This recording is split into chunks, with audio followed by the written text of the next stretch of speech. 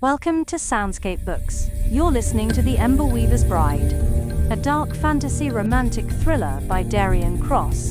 A story of power, fate, and the fire that binds two worlds. Like and subscribe for more audiobooks. Enjoy the story.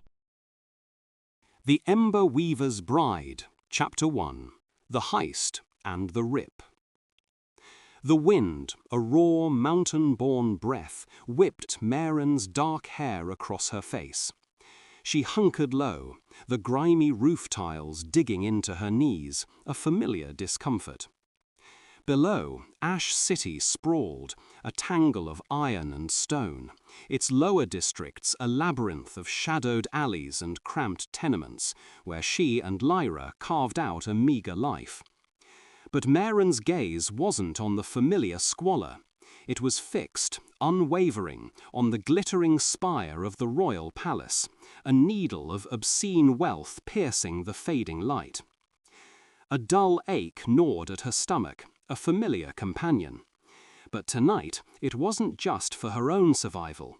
It was for Lyra, for a life where Lyra wouldn't have to scavenge, where they might finally find a sliver of peace.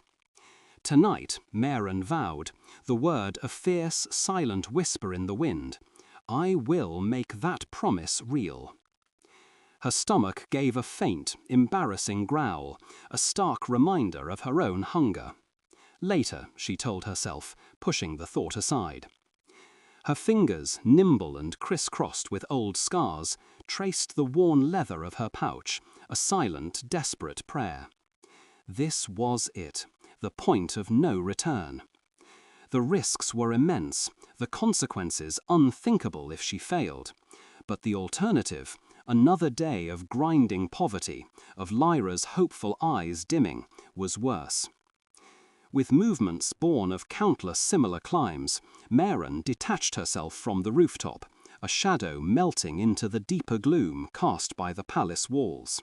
The palace's outer walls, slick with recent rain, offered treacherous purchase, yet Maren scaled them with grim efficiency, her fingers finding each hold without conscious thought, her body remembering the dance. A patch of moss, treacherous and unseen, almost sent her sprawling near a gargoyle's chipped wing. She cursed under her breath, a tiny puff of vapor in the cold air. She navigated the intricate carvings and decorative grotesques that adorned the upper reaches, their stony eyes unseeing, indifferent. Her heart hammered a frantic drumbeat against her ribs, a wild bird trapped. Inside, the air shifted, growing warmer, heavier with the cloying scent of expensive incense and polished wood. She slipped past a sleeping guard, his snores a faint guttural echo in the cavernous hallway.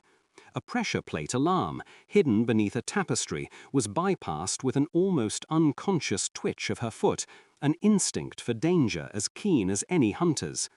Every creak of the ancient floorboards, every distant chime of a clock was a potential alarm, a whisper of discovery threatening to erupt into a shout.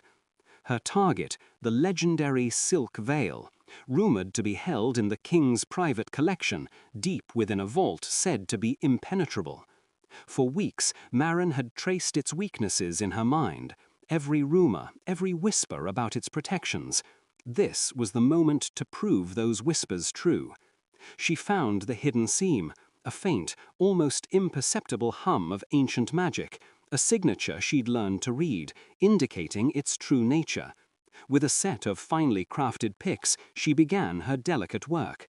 A whisper of metal on metal was the only sound in the heavy silence, a tiny symphony of tension. Her fingers, stiff from the lingering cold outside, ached with the precise effort. Finally, with a soft, distinct click, the heavy door swung inward. Inside, suspended on a velvet cushion under a single shimmering beam of light, was the veil. It wasn't silk, not truly. It was a weave of light and shadow, impossibly delicate, yet radiating an ancient power that made the hairs on Maren's arms stand on end, a prickle of primal awe. With held breath, she reached out, her fingers brushing the shimmering fabric.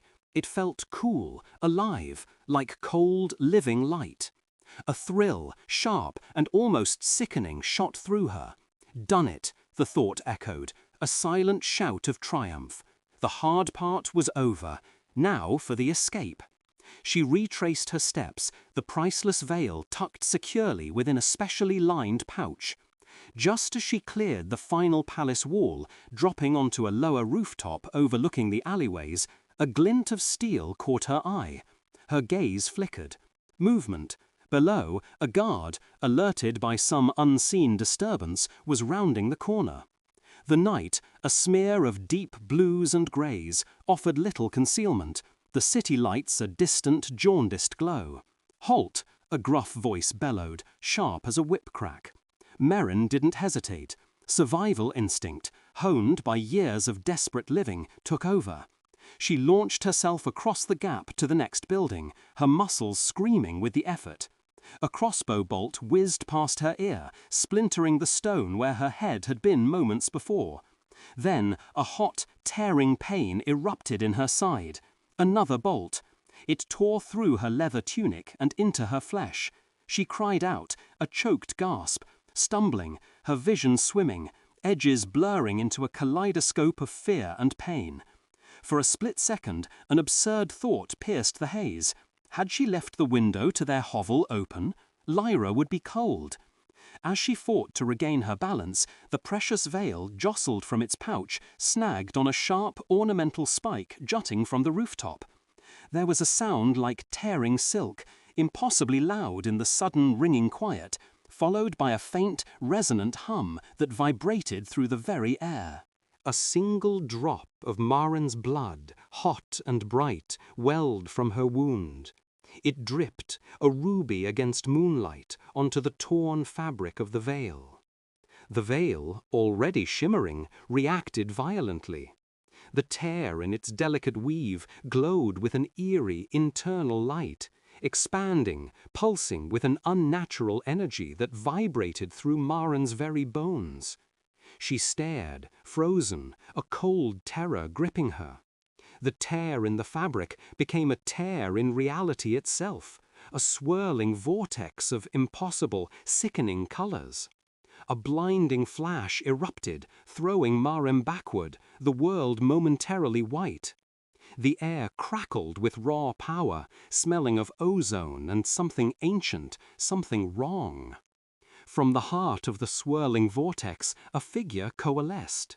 He was impossibly tall, a silhouette woven from deep shadow, with eyes like smoldering coals and great horns that spiraled from his brow. His skin was the color of cooled ash, and his presence alone seemed to drain the warmth from the air, replacing it with a cold, crushing dread that stole Maren's breath. This was no mortal man. As the silence stretched, thick and heavy, a new tension settled over the rooftop. His gaze, cold and ancient, fell first upon the torn veil, then upon Maren, lingering on the hot blood seeping into the shimmering fabric. "A mortal hand," he rasped, his voice a low, resonant growl that vibrated through Maren's very bones. "And my release." He knelt, his long fingers, skeletal and strong, brushing the rent in the veil. A flicker of something unreadable, satisfaction, triumph, passed through his smoldering eyes. "The treaty is invoked." He rose, his gaze locking on to Maren's, and a chilling smile, devoid of warmth, touched his lips. "You, little thief, are mine. My bride by treaty."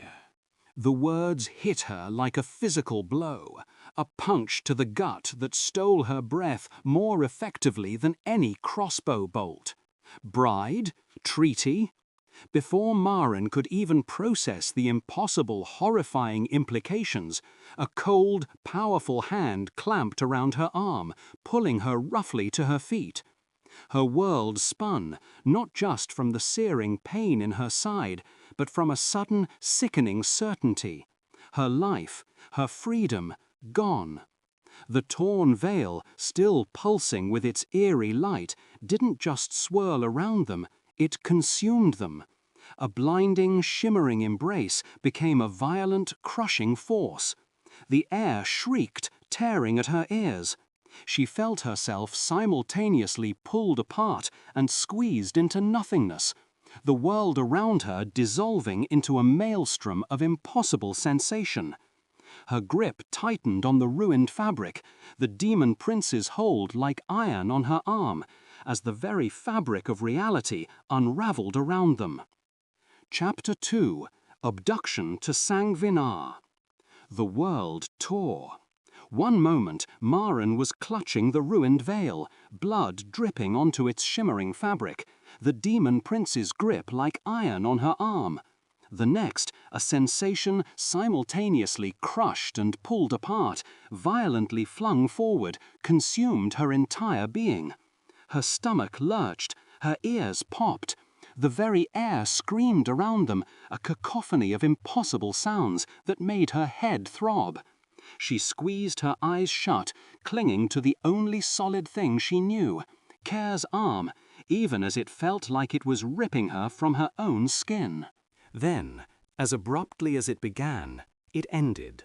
The violent pressures ceased, replaced by a suffocating stillness. Maren stumbled, Kaeir's grip the only thing keeping her upright, her knees weak beneath her. Her eyes fluttered open. When her senses finally returned, the air felt alien, heavy and hot. This wasn't Ash City. No nightmare from her darkest sleep could have conjured such a place.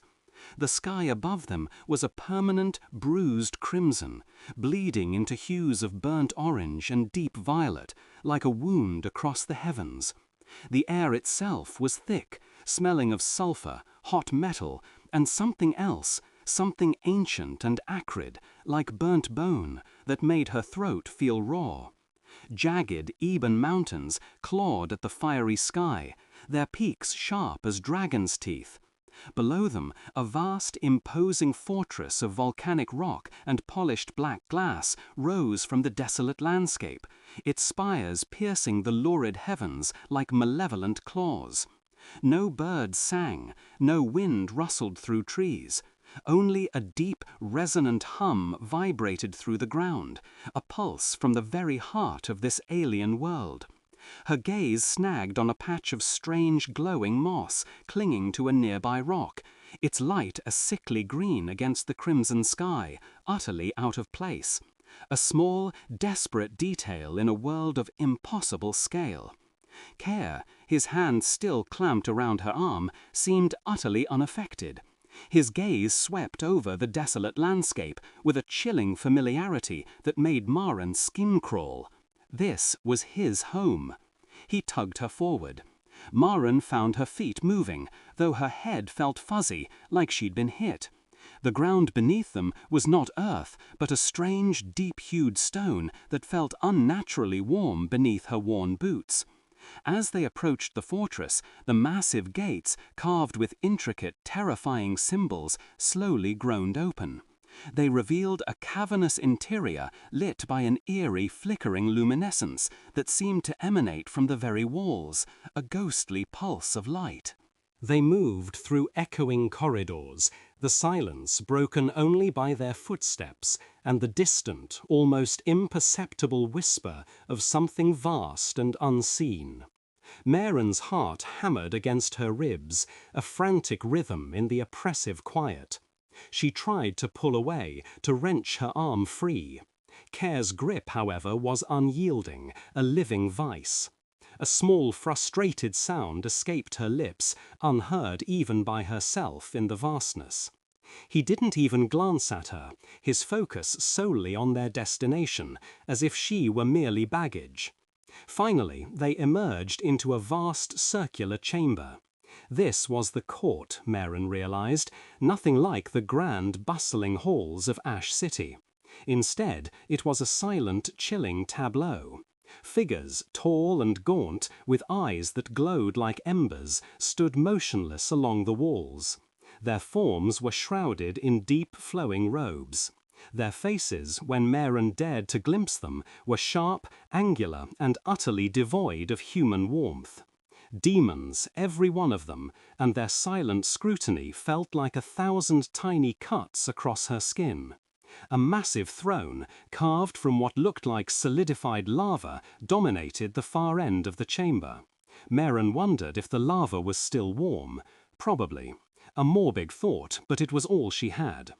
Kaeir released Maren's arm with a sudden shove that sent her stumbling forward a few steps.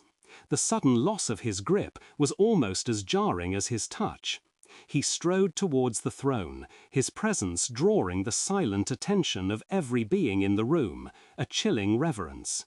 Maren, regaining her balance, found herself standing alone in the center of the vast chamber, the weight of 100 unseen gazes pressing down on her like a physical force. Kaeir turned. His voice, when he spoke, resonated with a power that vibrated through the very stones of the fortress.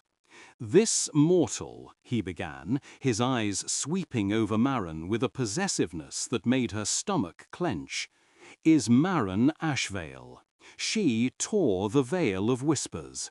She freed me." A ripple, like a collective intake of breath, went through the silent court, a sound Maren felt more than heard. He stepped closer to Maren, his gaze locking onto hers, devoid of mercy. "By the ancient treaties," he continued, his voice dropping to a low, dangerous growl, "the one who breaks the barrier and awakens an Emberlord is bound to them. She is my hostage, my bride by treaty, a living symbol of the renewed claim on the mortal realm." Maren felt a cold dread seep into her bones, turning her insides to lead. Bride, hostage, claim? The words echoed, each one a fresh crack in her already fractured composure, shattering any lingering hope of escape or understanding. The air itself seemed to press down, stealing her breath. From the shadowy figures lining the walls, one detached itself. He was taller, thinner than the rest, his movements unnervingly fluid, like smoke coiling from a brazier.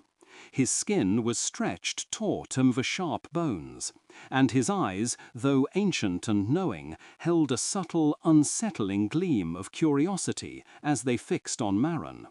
This was Sarthus, Kaeir's advisor, Maren guessed, his presence a silent, predatory assessment. He offered a slight, almost imperceptible bow to Kaeir, his gaze never leaving Maren, dissecting her with an invisible scalpel.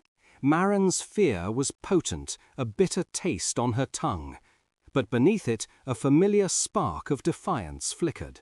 She was a street thief, not a pawn to be traded. She might be terrified, yes, but she wouldn't be broken. Not here, not by him. "Hostage?" she spat, her voice cracking slightly despite her best efforts to keep it steady. "Bride? You think you can just claim me? I'm not some trinket you found in the palace, demon." The words hung in the air, shockingly loud in the silent court, a tiny rebellion in a sea of overwhelming power.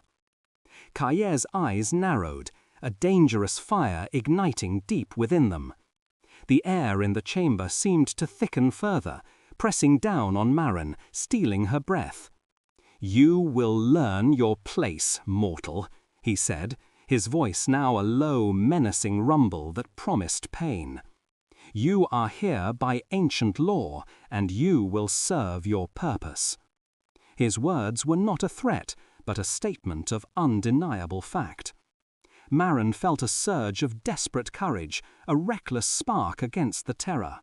"My purpose is my own," she retorted, raising her chin, even as every instinct screamed at her to cower, to beg. "I won't be a slave, or a symbol, or a bride to some overgrown, brooding demon with a chip on his shoulder."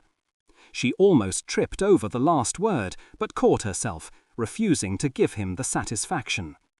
The collective hush of the court became even more profound, heavy with unspoken shock and anticipation. Sarthus, however, allowed himself a faint, almost imperceptible curve of his lips, a flicker of something akin to interest in his ancient eyes. He almost seemed amused. Kaeir took another step towards her, his form seeming to swell with suppressed fury. Maren braced herself, expecting a blow, or worse, a touch. But he stopped mere inches from her, his shadow engulfing her, his gaze burning into hers. "Your defiance is tiresome," he murmured, his voice now dangerously soft. "But it will break. All things do eventually." He turned to one of the robed figures. "Take her to the red spires. See that she is comfortably confined and watched. And don't let her try to pick the locks. She's good at that." A hint of something, almost a grudging respect, flickered in his voice. A gaunt, quiet demon stepped forward, its hand reaching for Maren with unsettling slowness. Maren flinched, a tremor she couldn't quite suppress, but she refused to back down, her gaze locked on Kaeir's. She wouldn't give him the satisfaction, not yet. As the demon led her away, its grip steady but not harsh, Maren glanced back at Kaeir's, then at the hushed, watchful court. The distant, rhythmic thrum of Sangvinar's heart pulsed faintly through the stone beneath her feet, a grim welcome. She was trapped, yes, but she was not broken, not by a long shot. Her heart still pounded with terror, a frantic drumbeat against her ribs, but a stubborn ember of resolve flickered within her, a quiet, furious promise. She would not simply endure. She would find a way to fight, starting with the weaknesses of her coming confinement. Chapter 3. The Cage. The silken sheets, heavy and cool against her skin, were a stark contrast to the coarse straw mattress Maren usually woke upon. They felt too soft, almost cloying, and for a confused moment she wondered where she was. Then her eyes opened. She swept the opulent room, not for beauty, but for weaknesses. Every gilded corner, every intricately carved archway spoke of luxury, yet felt like a gilded cage. She pushed herself up, her muscles still aching from the violent transition to Sangvinar, and swung her legs over the side of the massive, impossibly soft bed. A faint chill snaked up her bare legs from the stone floor. Maren just sat there, the unfamiliar quiet pressing in, a heavy blanket of soundlessness.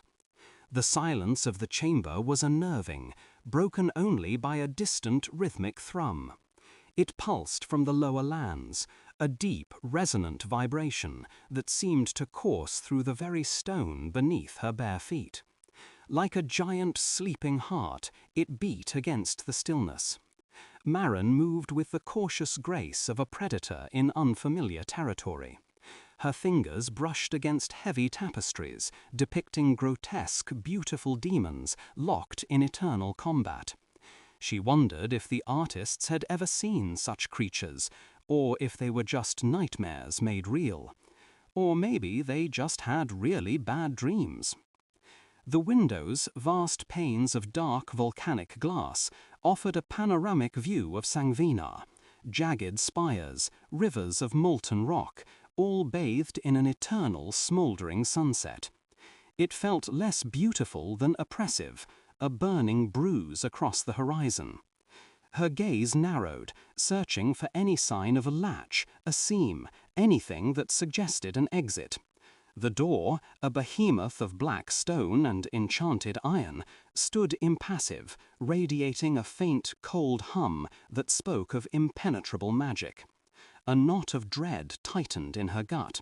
She tugged at a heavy curtain, the fabric unexpectedly rough against her palm, revealing another window, just as sealed, just as unyielding. It was then she heard them, faint at first, then growing clearer as she pressed her ear to the cool glass. Voices, low and guttural, drifted up from what must be a courtyard or a lower terrace. Maren strained to understand the harsh, unfamiliar tongue, catching only fragments. but the tone, clipped, hurried, almost a snarl, was unmistakable. A name was repeated, sharp and venomous. Valerius. A cold dread tightened Maren's chest. She remembered Kaeir's eyes when he spoke of his brother, a chilling echo of that same venom.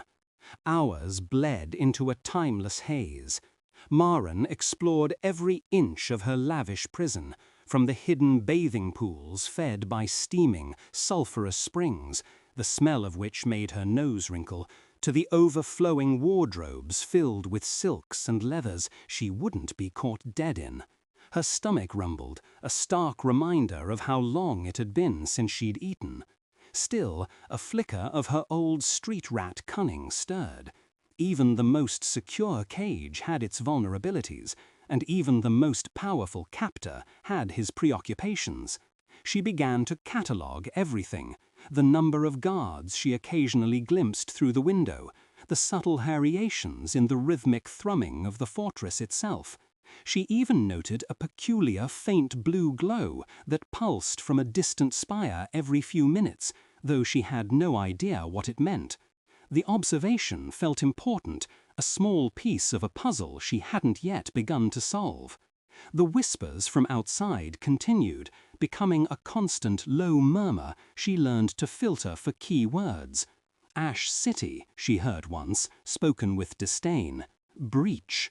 And always Valerius, accompanied by sharp, sweeping gestures that spoke of invasion, conquest, and a hunger for power. It was a war brewing just beyond her gilded walls, and she was somehow at its heart. The thought made her stomach clench, a cold, hard knot. A sudden sharp click of the black stone door jolted her. She spun, muscles tensed, heart leaping, ready for a fight, though she knew it was futile. Kaeir stood in the doorway, his silhouette framed by the burning twilight of Sangvinar, his eyes glinting in the gloom. He moved with the predatory grace she now recognized, a silent, imposing presence that filled the room. "So, the little thief finds her cage to her liking?" he drawled, his voice a low, gravelly rumble that vibrated through the air. Maren refused to flinch, holding his gaze with a defiant stare. "It's certainly nicer than the dungeons you probably reserve for your enemies," she shot back, her voice tight, though a tremor ran through her hand, betraying her. A flicker of something unreadable crossed Kaeir's ancient face, perhaps amusement, perhaps a deeper, more dangerous emotion. He stepped further into the room, his long, dark coat swirling around him like shadows. "Dungeons are for those who have failed me, or those I intend to break," he said, his eyes never leaving hers. "You, little thief, are a symbol, a living treaty. You are far too valuable to be broken." He paced slowly, his gaze sweeping over the opulent room, then returning to Maren. "My brother, Valerius, believes he has won. He believes he has secured his reign and forgotten the ancient ways. He imprisoned me 1,000 years in darkness for daring to challenge his ambition." His voice grew colder with each word, a dangerous edge creeping in, like frost on steel. Maren felt a chill that had nothing to do with the air in the room. "And I'm supposed to care about your family squabbles," she scoffed, though her heart hammered, a frantic bird against her ribs. "You dragged me from my home, from my life. I owe you nothing." Kaeir stopped directly in front of her, his height towering, his shadow enveloping her. "You owe me your life, Fire Weaver," he corrected, his voice dropping to a dangerous whisper. "And you will serve your purpose. You are my leverage, my tool." He paused, a glint in his eye, assessing her. Valerius seeks to break the veil, to merge our worlds into his dominion. You, Maren, are the living embodiment of that torn veil. Your presence here will halt him, or give me the means to destroy him." The weight of his words pressed down on her, suffocating. She was just a thing to him, a pawn in a game of cosmic proportions she barely understood. A hot, messy anger surged through her, hotter than the volcanic air outside. "I am not your tool," she snarled, her voice trembling slightly despite her best efforts. "I am Maren Ashveil, and I belong to no one, not to you, not to anyone." Kaeir merely studied her, his gaze unsettlingly keen, as if peeling back layers of her defiance to find something deeper. He didn't respond to her outburst. He simply turned and walked towards the door, leaving her to stew in a helpless, burning rage. The door clicked shut again, the sound echoing the finality of her situation. Maren stood there for a long moment, trembling, the enormity of her predicament a cold weight in her stomach. She felt strangely tired, as if the fight had drained her of more than just anger. Her throat was dry, her muscles tense. But then a stubborn spark ignited. "I am not your tool." She looked around the opulent chamber, her gaze settling on a small, intricately joined wooden box on a side table. It was a minor thing, perhaps a trinket, but it was his. With a swift, deliberate movement, she swept her arm across the table, sending the box clattering to the stone floor. Its delicate lid popped open, spilling a cascade of iridescent, useless gems. The sound, sharp and out of place in the otherwise pristine room, was a small rebellion, a tiny assertion of will. From beyond the door, a faint, almost imperceptible pause in the rhythmic thrum of the fortress, a moment of silence, as if someone had heard, had registered the defiant act. Then the thrum continued, unbroken.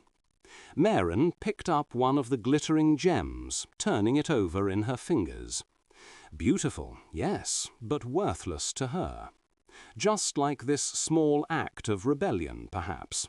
She still had nothing, but she had not broken. Not yet.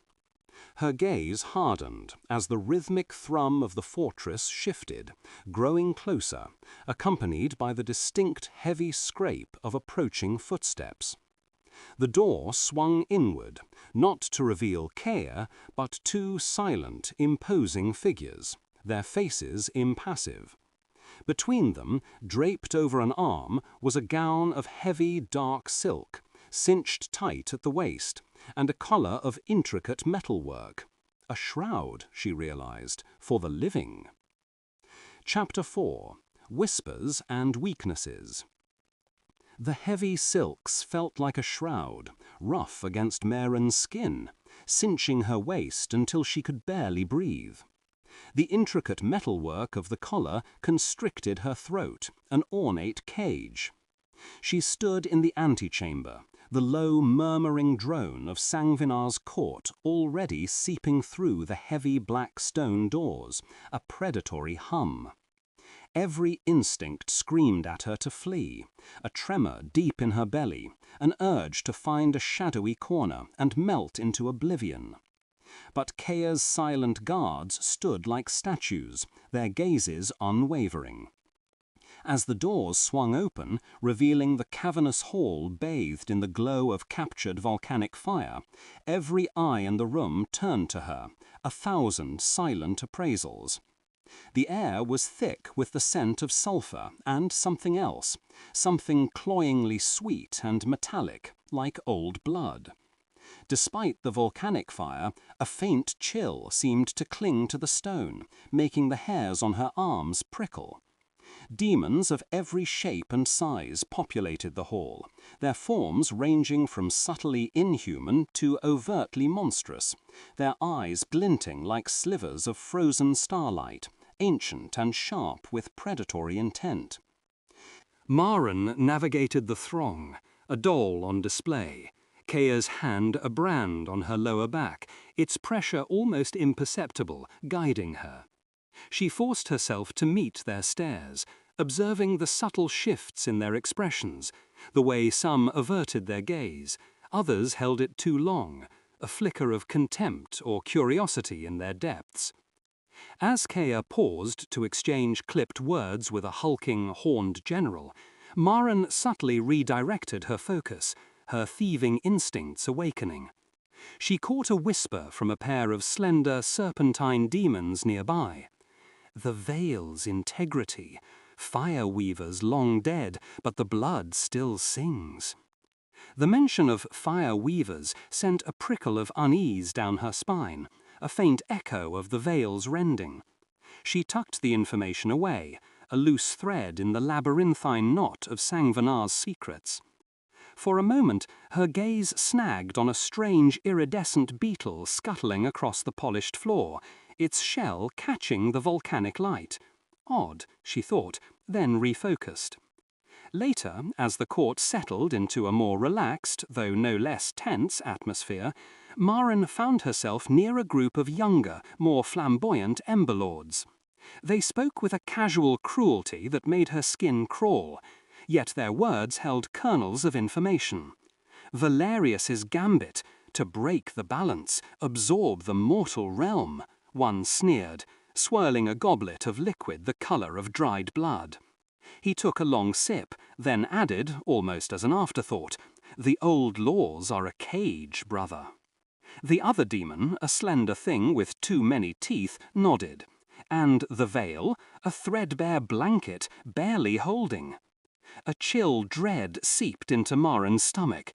Her home, her people, on the brink of a terrifying war. This was real, really happening. Kaeir, ever vigilant, drew her away from the group with an almost imperceptible tug. His gaze was a frigid, dissecting stare. My consort seems unusually captivated by the idle chatter of my court, he murmured, his voice a low rumble meant only for her. One must learn the currents of a new river to avoid drowning, my lord, Maren replied, a beat of hesitation quickly suppressed. Her voice remained steady, though her ribs hammered. A flicker of an unreadable emotion crossed Kaeir's eyes, his jaw tightening almost imperceptibly. The courtiers nearest them, ever observant, exchanged subtle glances. He simply inclined his head, a gesture that was both dismissive and acknowledging, then led her to a raised dais. The formal addresses began, a droning litany of fealty and ambition, punctuated by Kaeir's curt responses. Maren stood beside him, a silent figure, until Kaeir's voice sliced through the air, sharp and resonant. My new consort, by ancient treaty, represents the mortal realm. It is only fitting she demonstrate her understanding of its place in the greater balance. A hush fell over the court. Kaeir's gestured to a small, intricate device held by a nearby guard, a delicate mechanism of gears and shimmering glass designed to gauge the subtle fluctuations of the Veil. Explain its purpose, mortal, and its flaws. This was it, the public humiliation, the breaking. A defiant heat coiled in Maren's gut. She stepped forward, her hands, despite the restrictive sleeves, reaching for the device with an almost unconscious grace. She didn't touch it, but her eyes scanned its intricate workings, recalling the fragments she'd overheard, the raw sensation of the Veil's rending, the strange hum in her blood. "It measures the Veil's permeability," she began. Her voice, initially soft, gathered momentum with each word. The weakening of the barrier between worlds. Its flaw, she continued, looking directly at Kaeir, is that it only measures the symptoms of instability, not its cause. A broken treaty, a vengeful prince, these are the true flaws. A ripple went through the court, a collective gasp. Kaeir's eyes narrowed, a dangerous glint kindling in their depths, yet his expression remained unreadable. The rest of the court session passed in a blur of renewed tension, Kaeir's silent fury a palpable presence. As they finally retreated to her chambers, the lavish opulence felt more suffocating than ever. Kaeir stopped her at the threshold, his shadow falling over her. "You walk a dangerous line, little thief," he said, his voice a low, guttural growl. "Your defiance will have consequences." Maren met his gaze, refusing to flinch. In that moment, a faint glimmer touched the edge of her vision, a flash of something ancient and shimmering, like a memory that wasn't hers. It settled deep within her, a cold, vibrant hum that resonated with her own fierce independence. He sought to break her, to mold her to his will, but that hum, that strange burgeoning awareness, felt like an unyielding core. It was her. Kaeir's eyes, fixed on hers, seemed to probe beyond her defiance, as if sensing the subtle shift beneath her skin, the new unsettling current in her blood. He would regret this, Maren thought, the cold hum now a quiet, powerful thrum. She'd make sure of it. Chapter 5. Unveiling the Past.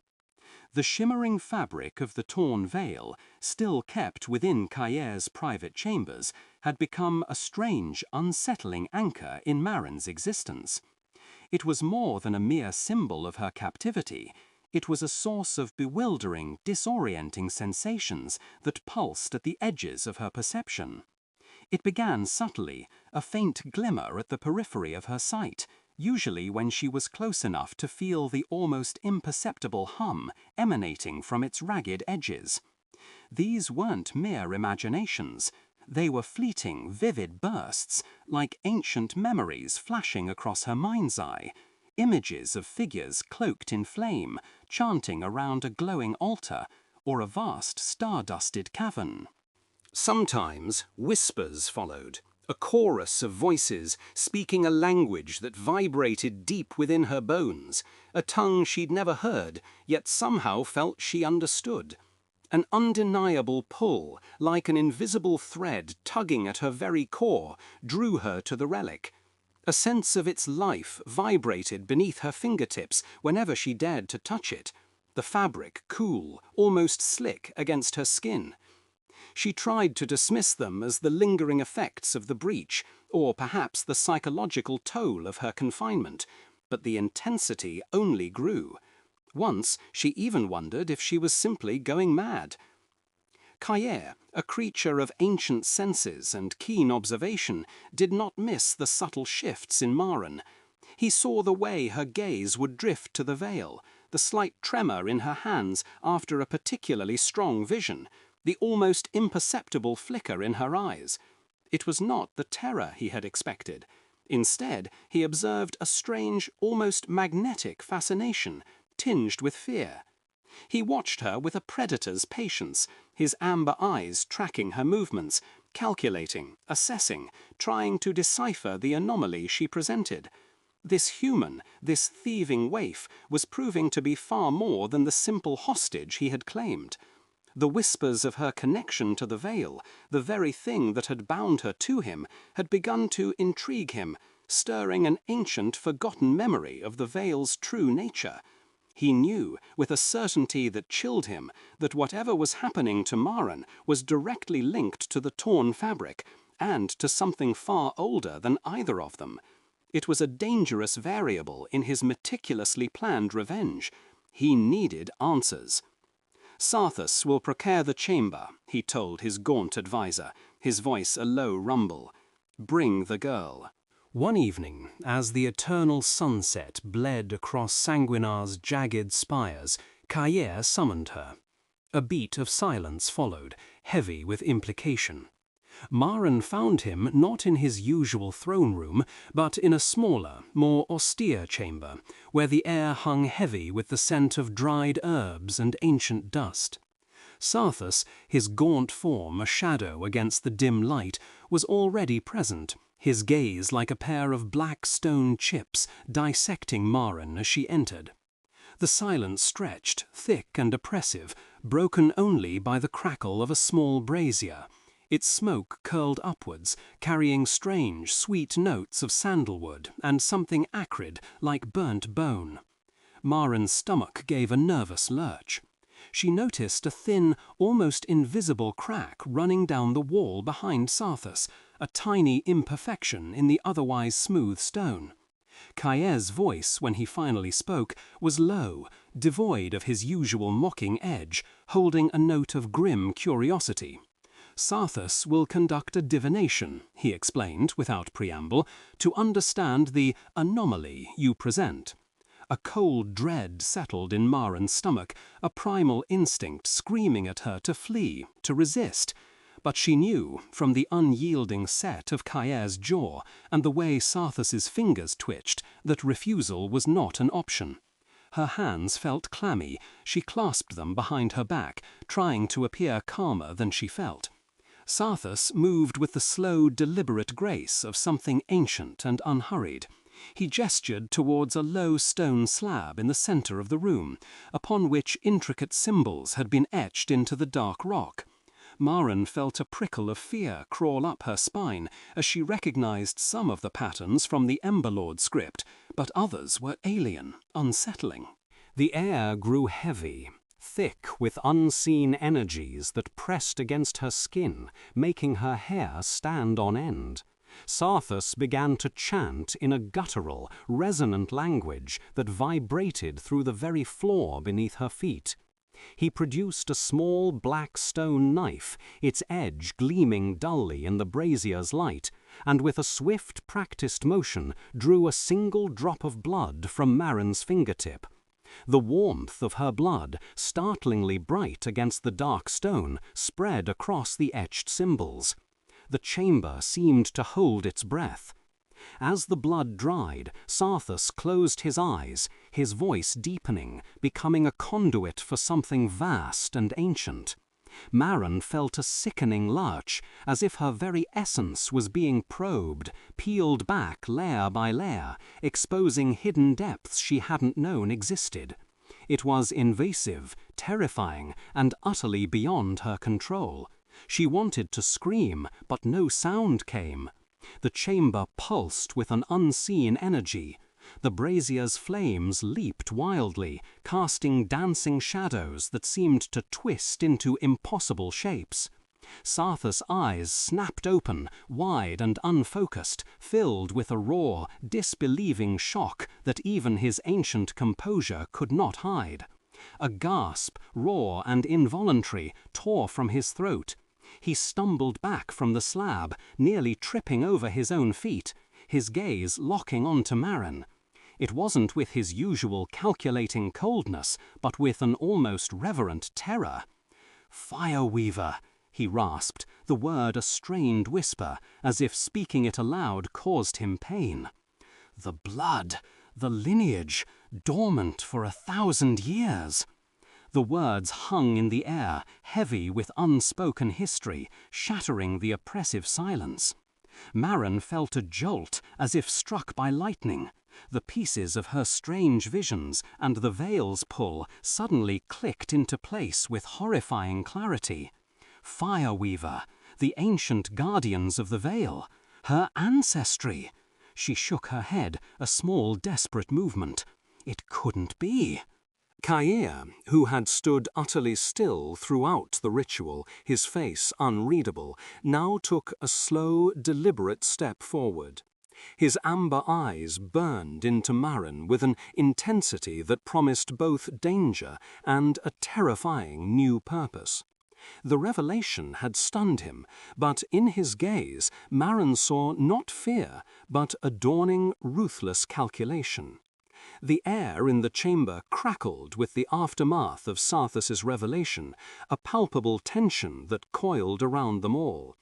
Maren felt a wave of nausea, the weight of a forgotten lineage settling upon her shoulders, a burden she never asked for. Her mind raced, grappling with the impossible truth. Fireweaver. It was a name from dusty old tales, stories whispered by her grandmother, tales she had dismissed as folklore. Now it was her reality, and it changed everything. Kaeir's gaze, once dismissive and possessive, had transformed into something far more dangerous. He circled her slowly, like a predator assessing a newly revealed, powerful prey. "A fireweaver," he murmured, the words laced with a chilling mix of awe and renewed ambition. Not just a hostage, then, a weapon. Sarthus, still visibly shaken, merely inclined his head, his usual subtle cunning replaced by a profound respect, almost fear for the power he had just unearthed. Maren, for the first time, understood the true depth of her entanglement, the horrifying realization that her blood, her very essence, bound her not just to Kaeir, but to the fate of two realms. She was no longer just a thief or a prisoner. She was a key, a liability, and a potential weapon of immense, unpredictable power. A strange, almost imperceptible tremor ran through her, not from fear, but from somewhere deep inside, a sudden, unsettling hum in her bones.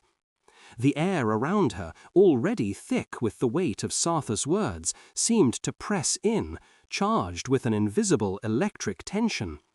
Kaeir's eyes, alight with a terrifying new understanding, promised that her captivity was far from over. It had merely taken on a far more perilous form, and she could already feel its insidious pull. Chapter 6. A Glimmer of Power. The air in Makarin's chambers always felt thick, heavy with the scent of volcanic ash and something metallic she couldn't quite place. Old blood, perhaps, or just the ancient stone itself. She was trying to calm her racing thoughts. Then a sudden, sharp tremor ran through the very bedrock of the stronghold. It wasn't an earthquake. This vibration felt internal, a deep hum resonating within her bones. A strange sensation unfurled within her. A faint, shimmering heat blossomed on her fingertips, surprising her. Without warning, the tapestries on the far wall seemed to ripple, their ancient, grotesque figures blurring as if seen through rising smoke. The air crackled with war energy, and the faint scent of ozone now mingled with the ash. Her breath hitched. This wasn't the first time. Lately, she'd felt these unsettling shifts, subtle at first, like a whisper in the back of her mind, but now growing bolder. Only days prior, a goblet of water had inexplicably warmed in her hand. The previous night, a fleeting image of a vast ancient loom had flashed behind her eyes, leaving her dizzy, disoriented, a cold sweat pricking her skin. The hum intensified, pulling her attention. She stared at her hands, still tingling, a residual glow fading from her skin. Her stomach gave a low grumble she hadn't eaten since morning. The mundane pang of hunger was a jarring counterpoint to the impossible energy she'd felt. Just as the last of the heat receded, the heavy door to her chambers swung open without a sound. Kaeir stood there, his crimson eyes narrowed, surveying the room with an unnerving stillness. He hadn't moved a muscle, yet Maren felt utterly exposed, as if he had witnessed every internal flicker, every surge of power. "A new parlor trick, little thief," he rasped, his voice a low, dangerous rumble that seemed to vibrate with the very air. Maren's spine stiffened. I don't know what you're talking about," she lied, her voice steadier than she felt it should be, a fragile shield. Kaeir took a slow, deliberate step into the room, his gaze locking onto her. "Don't insult my intelligence, Fire Weaver. Your blood sings with the Vale's echoes. I felt it, even from across the keep." The name Fire Weaver resonated in her mind, a deep, unsettling hum. He knew. He truly knew. A cold dread settled in her stomach, mingling with a morbid fascination. Your connection to the veil isn't merely symbolic, Kaeir continued, his tone devoid of warmth, but a latent power now stirring. This uncontrolled chaos will draw Valerius to you like a hunter to a wounded animal. And if you cannot control it, you will be a liability, a weakness I cannot afford. The next morning, Maren found herself dragged from her chambers and led through a maze of dark, damp corridors to a desolate, cavernous space far beneath the keep. The air here was colder, somehow thinner, making her shiver, and the massive stone walls were scarred with ancient scorch marks and deep gouges. A knot of dread tightened in her stomach, a cold premonition of what was to come. "Focus," Kaeir commanded, his voice sharp. He stood a few paces away, arms crossed, observing her with unnerving intensity. He gestured towards a small, dull shard of black stone embedded in the wall. "Feel the fragment of the veil within you. Touch it, shape it." Maren tried, closing her eyes, reaching inward for that strange humming sensation. But there was nothing, just a frustrating blankness, a hollow echo where power should have been. "Pathetic," Kaeir sneered, a flicker of impatience crossing his features. He would hurl small, sharp fragments of the dark rock at her, forcing her to instinctively react, to summon the heat she'd felt before. Each time she would flinch, the energy sparking erratically, a wild, untamed thing. The air around her prickled, carrying a whisper of burning hair, but never forming a coherent defense. The frustration mounted, a burning knot in her stomach. "You waste my time," Kaeir said one afternoon, his voice sharp with venom after another failed attempt. "Perhaps your bloodline is weaker than the legends claim." Maren's jaw tightened, a muscle jumping in her cheek. She hated him, hated this desolate place. But a part of her, the raw survivalist, recognized the brutal truth in his words. This power, if she could control it, was her only leverage, her only chance. "What do you want me to do?" she finally spat, her voice raw, stripped bare. Kaeir's eyes glinted, reflecting the dim cavern light. "I want you to burn," he replied, his gaze fixed on her, unwavering. The sessions grew more intense, pushing Maren to the brink of exhaustion. He would conjure small, controlled bursts of his own ember magic, sending them arcing towards her, compelling her to instinctively raise a shield of her own. She felt the untamed, volatile energy within her, a storm trying to break free, but she couldn't grasp it, couldn't direct it. It was like trying to hold smoke. One evening, after hours of relentless failure, Maren crumpled to the ground, panting, her muscles aching, her throat dry. "I can't," she whispered, defeat heavy in her voice, a bitter taste. Kaeir stood over her, a dark silhouette against the dim, glowing sigils carved into the cavern walls. "Can't or won't?" he challenged, his voice cold and cutting. "Your mortal weakness will doom us all, Fire Weaver. Valerius will tear this realm apart, and you will be nothing but kindling."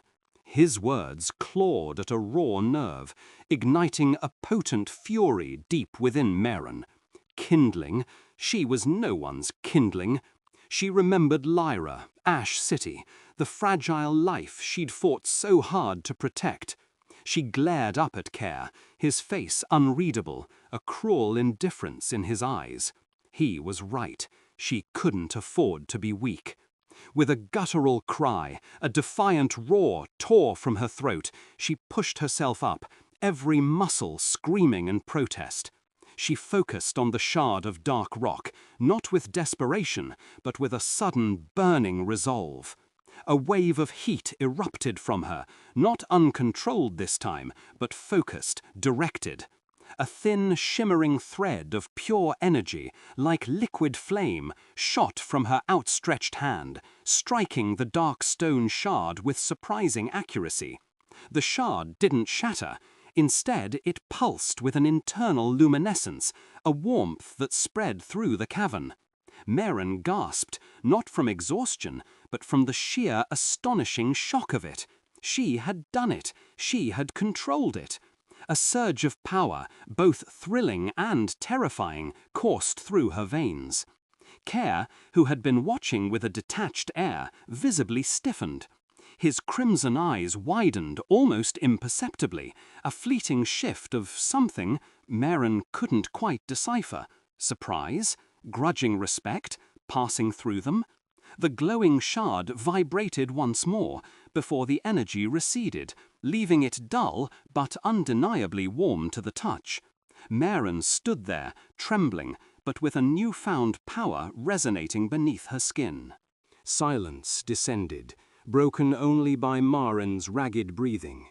Kaeir approached the shard, touching it with a single gloved finger. "Impressive," he murmured, his voice softer than she'd ever heard it, a stark contrast to his usual rasp, though still edged with his inherent coldness. A true fireweaver, the legends did not lie. He turned to Maren, his gaze assessing, calculating. "You have begun to command this power, little thief, but this is not a game of self-discovery." His eyes flickered towards the window, a subtle tension tightening his jaw. "Your uncontrolled actions have already weakened the veil. Now we must contend with the consequences." Maren met his gaze, no longer cowering, but a cold knot of dread began to form in her stomach. Her newfound power felt less like a weapon for freedom and more like a heavy burden, a beacon in the encroaching darkness. An unspoken, dangerous partnership solidified between them, not of choice, but of immediate, dire necessity. The air around them seemed to hum, a faint, unsettling vibration that promised something far worse than their personal struggle. Chapter 7. Schemes and Betrayals. Midpoint. A sudden, violent tremor ripped through Sangvinar, not a physical quake, but a sickening lurch in the very fabric of reality. A wave of raw, unstable magic, like a brutal impact, slammed into the city, warping light and sound. Maren, watching the distant, burning horizon from her chamber window, felt a sharp, icy spike behind her eyes. It was a sensation like 1,000 tiny needles piercing her mind. The air crackled with that raw, unstable energy, smelling faintly of ozone and something acridly sweet, like burnt sugar. Kaeir appeared in her doorway without a sound. His face was a mask of grim determination, his eyes burning with an ancient cold fury. "Valerius," he rasped, the single name a guttural curse. His gaze, sharp and unwavering, fixed on Maren. "He grows bolder. This is no mere probe. He tests the veil, attempting to exploit the weakness you created." Maren's stomach twisted. Guilt, sharp and familiar, stung her, even though she knew it had been an accident. The tremor subsided, leaving an unsettling stillness in its wake. But the message was stark. Valerius was no longer a distant threat. He was at their doorstep. "What was that?" Maren demanded, pushing away from the window, her pulse thrumming against her ribs. It felt like a tear, but not a physical one. Kaeir stalked into the room, his long strides eating up the distance between them. "It was a ripple," he explained, his voice low and dangerous. "A focused assault on the veil's integrity. He seeks its weakest point to force it open for his armies." He stopped before her, his intensity unyielding. "We must act. Now." A cold knot tightened in Maren's stomach. She was still learning to control the nascent power within her, and the thought of facing Valerius's full might made her hands tremble. But Kaeir's presence allowed no room for doubt. "There is a place," he continued, his voice softer now, almost contemplative, "an ancient temple long abandoned. It belonged to your ancestors, the Fire Weavers. Their power still lingers there, a faint echo, waiting." He watched her reaction, searching. Maren felt a strange pull, a flicker of curiosity, warring with the deep-seated caution that had kept her alive this long.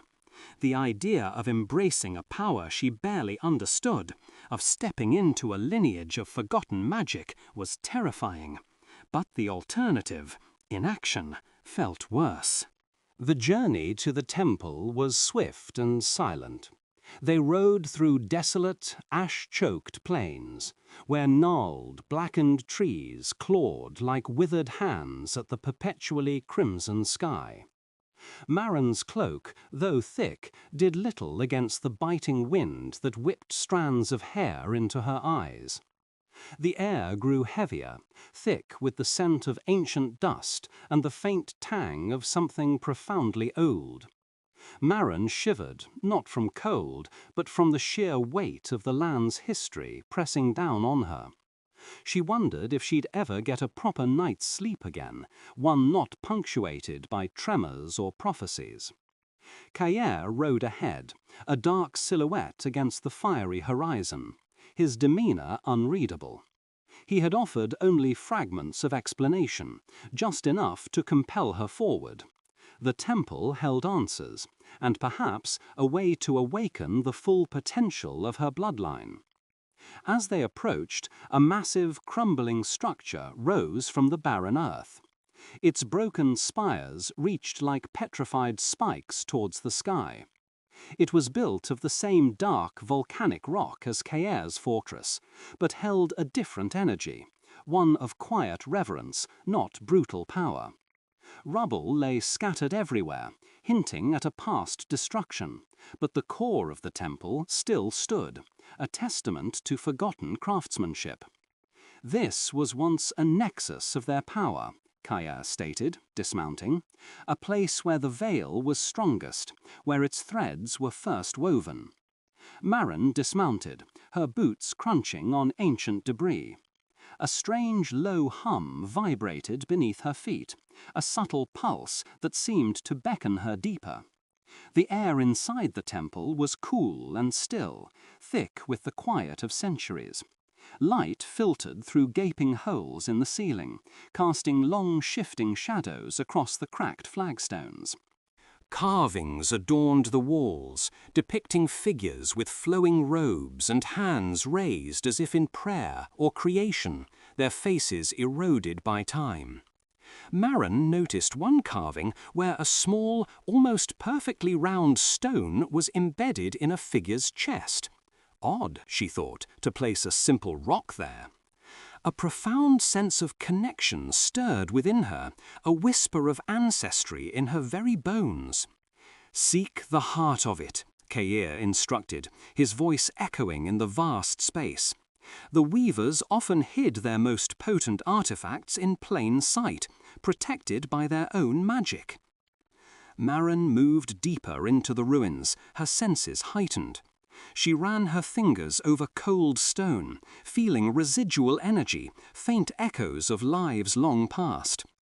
Her gaze landed on a dais in the center of the largest chamber, surprisingly intact. Upon it rested a single shimmering shard. It wasn't large, no bigger than her palm, but it pulsed with a soft inner light, like a captured firefly. A powerful, undeniable urge pulled her forward. This was it. As she reached the dais, the air around the shard shimmered. The faint hum grew into a resonant thrum that vibrated through her bones. Kaeir watched from the entrance, his expression unreadable, a silent, unmoving shadow. Maren hesitated for only a moment. Then, with a deep breath, she reached out and touched the shard. The world exploded. Colours she had never seen before assaulted her vision, a blinding rush of light and shadow, sound and silence. She felt herself ripped from her body, flung into a maelstrom of raw energy. Images flashed before her eyes, ancient fire weavers, their faces serene and powerful, their hands weaving intricate patterns of light that coalesced into a shimmering, almost translucent membrane, the veil itself. She saw the genesis of the barrier, felt its creation, its purpose, its immense power. Then voices, a chorus of ancient whispers, filled her mind, speaking in a language she understood instinctively, though she had never heard it before. From torn cloth, a bloodline fractured, they resonated. The Ashveil rises, a bridge reborn. In her touch, the worlds entwine, a destiny woven, a balance restored. The vision intensened. Maren gasped, her body arching as the vision receded, leaving her trembling, disoriented, yet profoundly changed. A sharp pain shot through her temples, but beneath it a new hum resonated, deep in her bones, the echo of the veil itself. She stumbled back from the dais, her legs weak, her mind reeling with the weight of what she had witnessed. Kaeir was instantly at her side, his hand grasping her arm, his fingers digging in, his eyes searching hers with an intensity that bordered on desperation. His knuckles were white against her skin. "What did you see?" he demanded, his voice rough with urgency, a predator scenting its prey. Maren could only stare at him, her eyes wide with a newfound, terrifying understanding. The hum of the temple now resonated within her, a part of her own being, the power of a fire weaver, the last of her line. Her power was not just for survival, but for salvation, a truth that felt like a brand. The choice was no longer hers to make. Destiny had laid its claim, binding her inextricably to the torn veil, to the fate of both realms, and to the vengeful demon prince who now held her arm. His grip was a promise, a chain. The path ahead was clear and terrifying. She felt the first heavy pull of its demand, a weariness settling deep into her soul, knowing this was only the beginning of her endless task. Chapter 8. Shifting Loyalties. The air in the training chamber was thick with the scent of ozone and the subtle tang of Maren's own exertion. She sat cross-legged on the cold stone floor, eyes closed, her breathing slow and deliberate, reaching out with a part of herself that felt both ancient and brand new. Kaeir's lips twitched, a fleeting expression that might have been a smile or perhaps a grimace of satisfaction. Fragility is a weakness, Fireweaver, but it can also be a weapon. Learn to exploit it. He gestured to a faint glimmer in the air, a localized distortion she had only just managed to stabilize. That tear, you held it. You are learning to command the static, not just feel it. A flicker of pride, quickly swallowed, warmed Maren's chest. She hated to admit it, even to herself, but his begrudging praise felt significant. This strange alliance, forged in captivity and desperation, was evolving. She was no longer just his hostage. She was a variable, a power he was forced to acknowledge. Perhaps, in his own twisted way, even protect. Days bled into nights within Sangvinar's eternal twilight, each marked by Maren's deepening connection to the veil and the changing currents of Kaeir's demeanor. She found herself in the Grand Library, ostensibly researching ancient Fireweaver texts, but mostly seeking a moment of solitude from Kaeir's intense gaze and the ever-present threat of the court. The air here smelled of old paper and something vaguely metallic, a scent she couldn't quite place. It was there that Sarthus found her, his gaunt form simply there, as if he'd been standing behind the shelf all along. The Lady Maren makes swift progress. Sarthus's voice was a dry rustle, like old parchment. Prince Kaeir speaks of little else. Maren closed the heavy tome, her fingers still tracing the ancient symbols on its cover. She'd learned to be wary of Sarthus. His words always felt like a net, his loyalty a shifting sand. "My progress serves his purpose," she replied, her gaze unwavering. Kaeir gestured vaguely at the court below, where demons moved with a newfound agitation, their usual predatory calm fractured. It means he intends to exploit the Veil's weakness, to break it completely, and absorb your world into his dominion. He met her gaze, his own eyes sharp. He knows you are here, Fireweaver. He knows your connection to the Veil. He will come for you. "Then we fight him here," Maren countered, her voice firmer than she expected. A strange defiance flared within her. Kaeir's gaze was sharp, assessing. "That is one path, but it is not the quickest, nor the one with the highest chance of success." He took a step closer, his shadow falling over her, making her feel small, yet unwilling to yield. "There is another way, a dangerous one that requires your unique abilities." His voice dropped, a low command. "You will return to Ash City." Maren felt a jolt of disbelief, then a strange surge of something like hope, quickly followed by a cold, sinking dread. Return? To Ash City? The words were a bitter promise. "Why?" she managed, her voice barely a whisper. "To what end?" "There is an artifact," Kaeir explained, his tone low and deliberate. "A piece of Fireweaver lore hidden within your city. A tool, or perhaps a scroll of ancient knowledge. My ancestors tried to find it, but couldn't cross the Veil to retrieve it. It's vital." He watched her closely, gauging her reaction. "It may be the key to countering Valerius's full might, to understanding how to reinforce the Veil, or even how to weaponize its fabric against him." He paused, letting the weight of his words settle. "You, with your bloodline, your burgeoning connection to the Veil, can create a temporary controlled breach, slip through, retrieve it, and return." The sheer audacity of the plan stole her breath. A sudden, sharp pain bloomed behind her eyes, a dull throb of fear and anticipation. "From torn cloth, a bloodline fractured," they resonated. "The Ash Veil rises, a bridge reborn. In her touch, the worlds entwine, a destiny woven, a balance restored." The vision intense. Maren gasped, her body arching as the vision receded, leaving her trembling, disoriented, yet profoundly changed. A sharp pain shot through her temples, but beneath it a new hum resonated deep in her bones, the echo of the Veil itself. She stumbled back from the dais, her legs weak, her mind reeling with the weight of what she had witnessed. Kaeir was instantly at her side, his hand grasping her arm, his fingers digging in, his eyes searching hers with an intensity that bordered on desperation. His knuckles were white against her skin. "What did you see?" he demanded, his voice rough with urgency, a predator scenting its prey.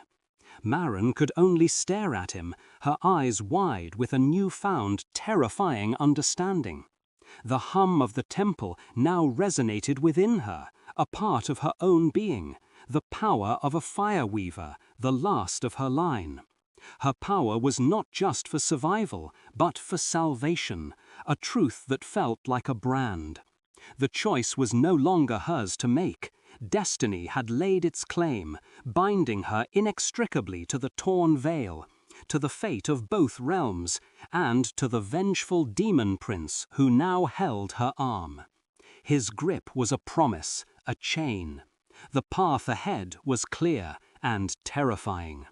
She felt the first heavy pull of its demand, a wariness settling deep into her soul, knowing this was only the beginning of her endless task.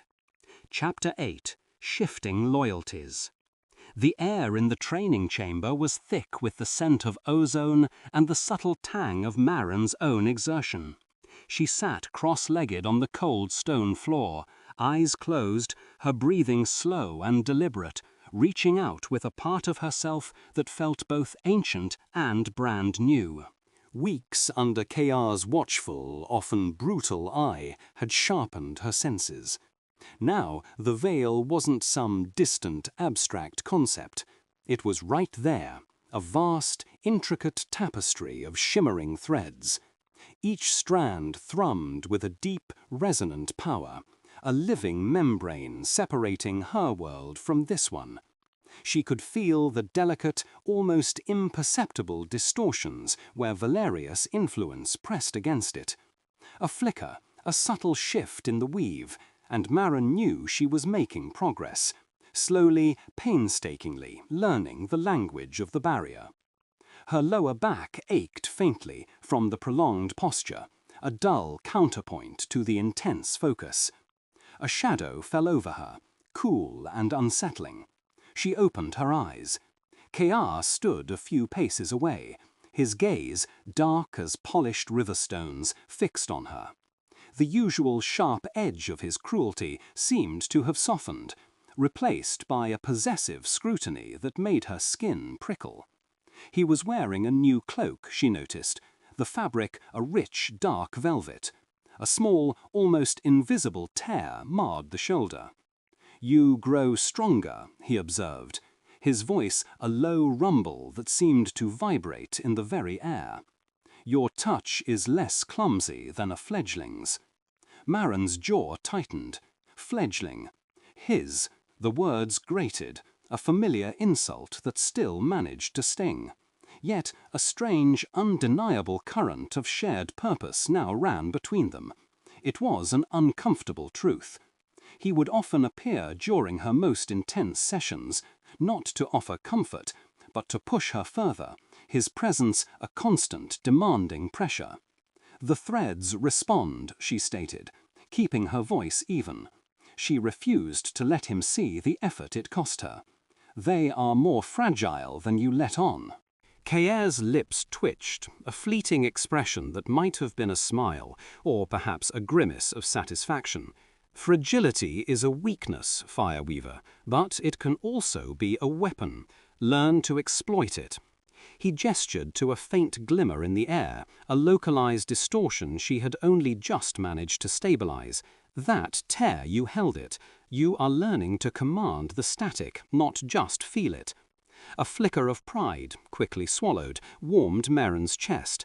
She hated to admit it, even to herself, but his begrudging praise felt significant. This strange alliance, forged in captivity and desperation, was evolving. She was no longer just his hostage. She was a variable, a power he was forced to acknowledge, perhaps, in his own twisted way, even protect. Days bled into nights within Sangvinar's eternal twilight, each marked by Maren's deepening connection to the veil and the changing currents of Kaeir's demeanor.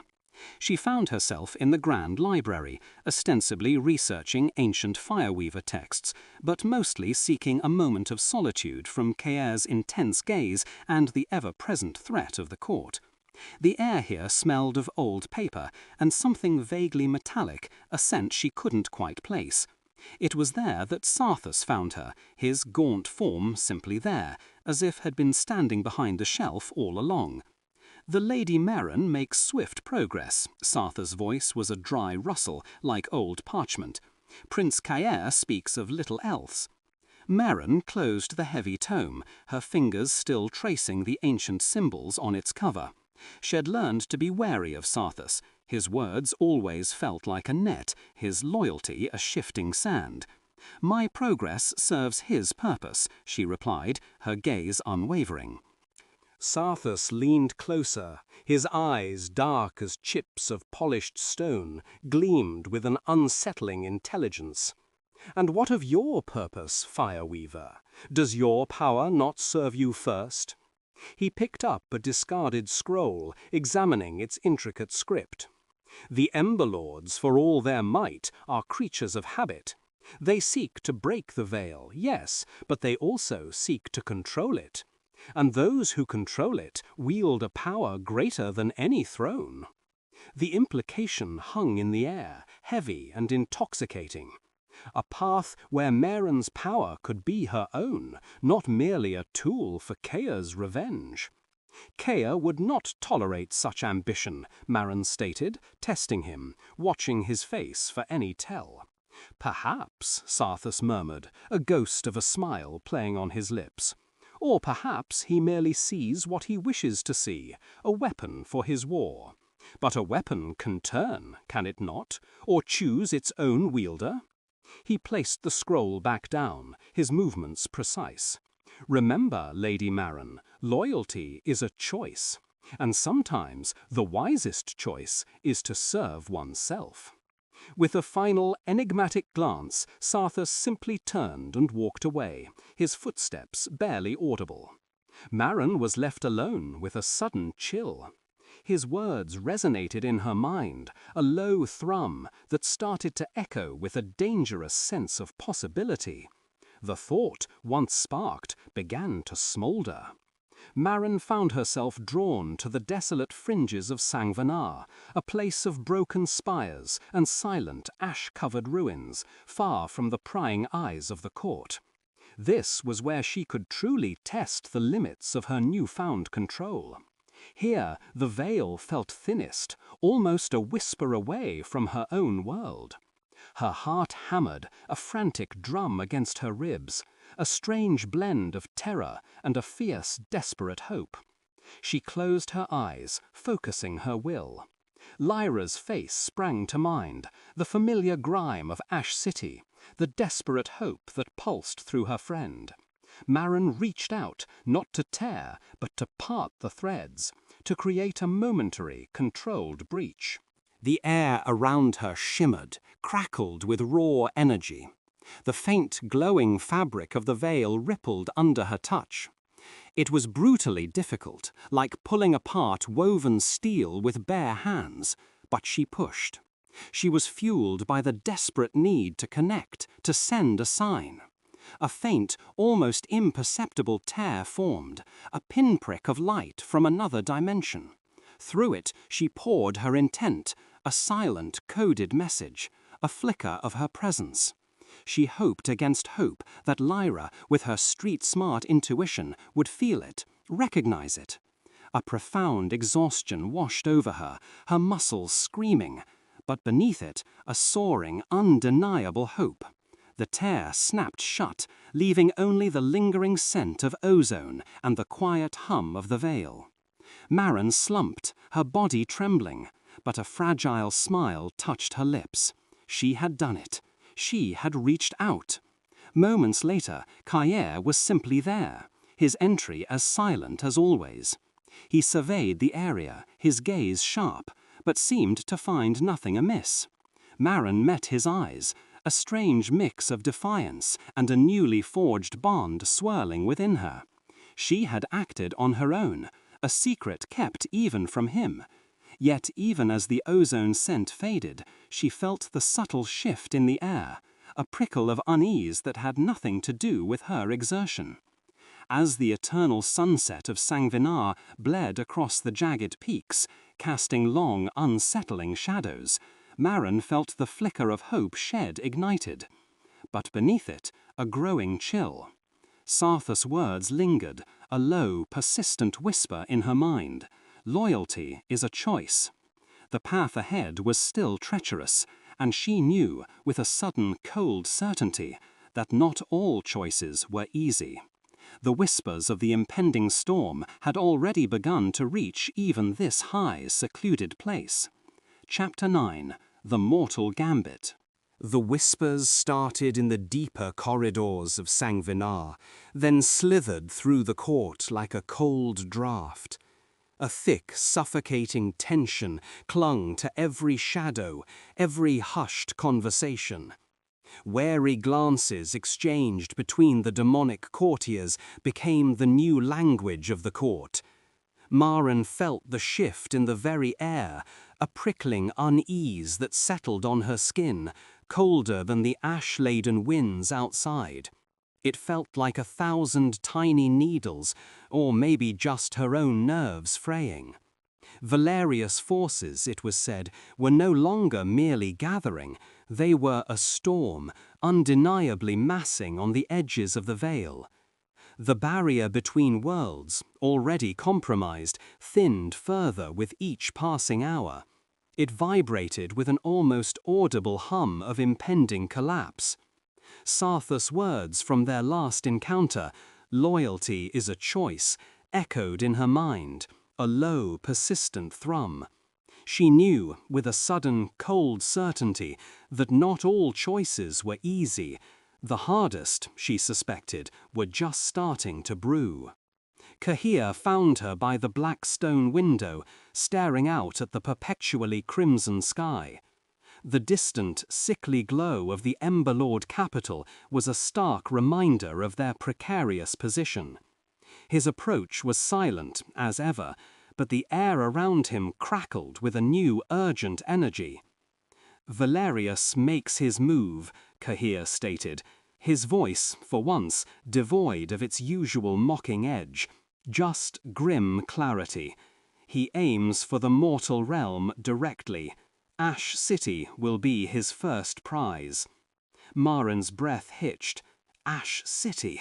Lyra? Her world? The thought hit her like a punch to the gut, stealing the air from her lungs. She turned to face him, her jaw tight. "What does that mean for us?"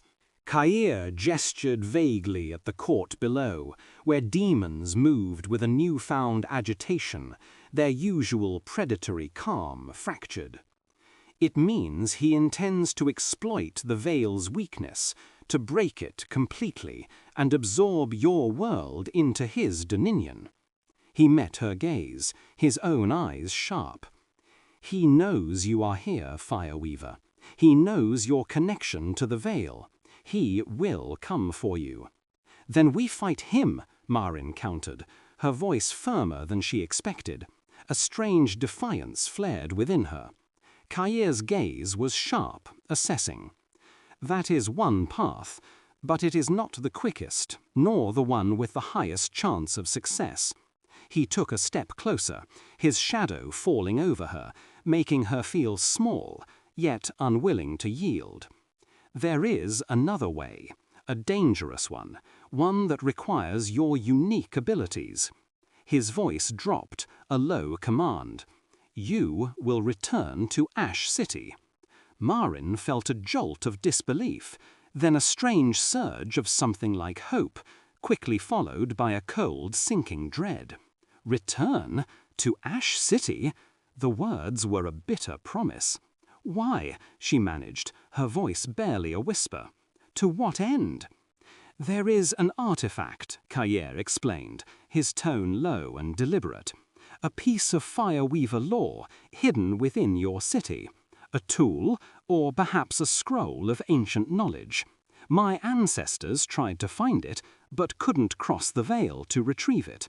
It's vital." He watched her closely, gauging her reaction. "It may be the key to countering Valerius's full might, to understanding how to reinforce the veil, or even how to weaponize its fabric against him." He paused, letting the weight of his words settle. "You, with your bloodline, your burgeoning connection to the veil, can create a temporary, controlled breach, slip through, retrieve it, and return."